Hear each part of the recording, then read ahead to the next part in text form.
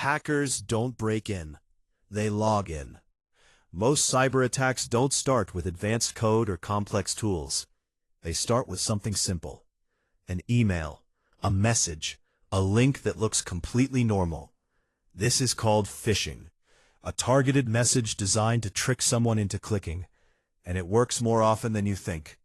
One click, and the attacker now has a way inside. At first, nothing looks wrong. The system continues running. The user notices nothing. But in the background, everything has changed. The attacker begins the next phase, movement.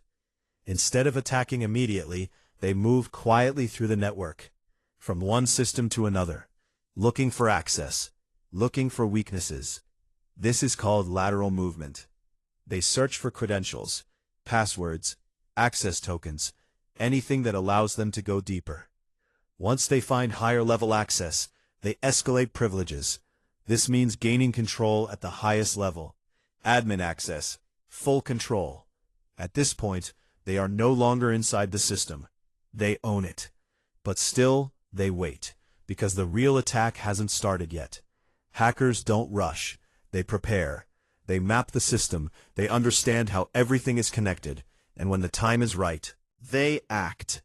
Sometimes, they steal data, sensitive information, financial records, private communications.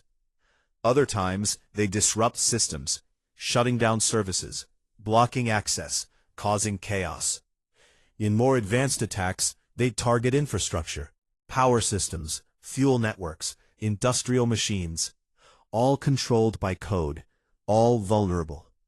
And the most dangerous part is this. Most of these attacks are invisible. There are no alarms, no warnings. By the time anyone notices, the damage is already done. This is how hackers actually get into systems, not with force, but with access. And once they are inside, stopping them becomes much harder, because they are no longer outside the system.